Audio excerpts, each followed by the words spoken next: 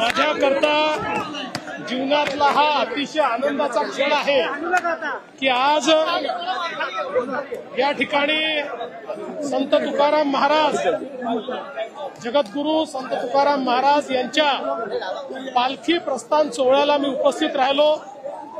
पादुकांची पूजा करून आणि दर्शन घेऊन या ठिकाणी या प्रस्थानाकरता मला स्वतःला सहभागी होता आलं.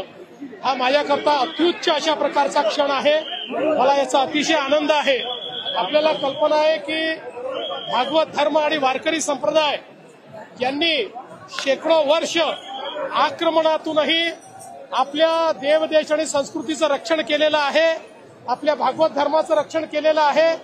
आणि आपल्या महाराष्ट्रात आणि देशातही सगळे भाविक हे पंढरीला पांडुरंगाची दर्शन घेण्याकरता त्या ठिकाणी जातात आणि त्यात वारीचं महत्व विशेष आहे. आणि आज या प्रस्थान सोहळ्याला येऊन मला अतिशय आनंद झाला.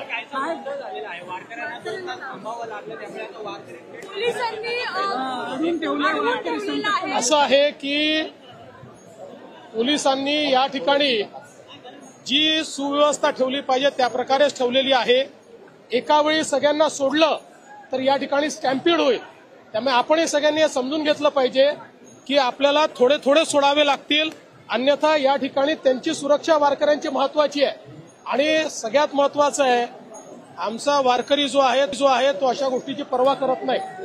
तासभर थांबलं, अर्धा तास थांबावं लागलं, माऊलीच्या भेटीकरता जो अनेक किलोमीटर पायी जातो अशा प्रकारचा आमचा वारकरी हा या ठिकाणी शिस्तीत दर्शन घेईल. तुम्ही काळजी करू नका.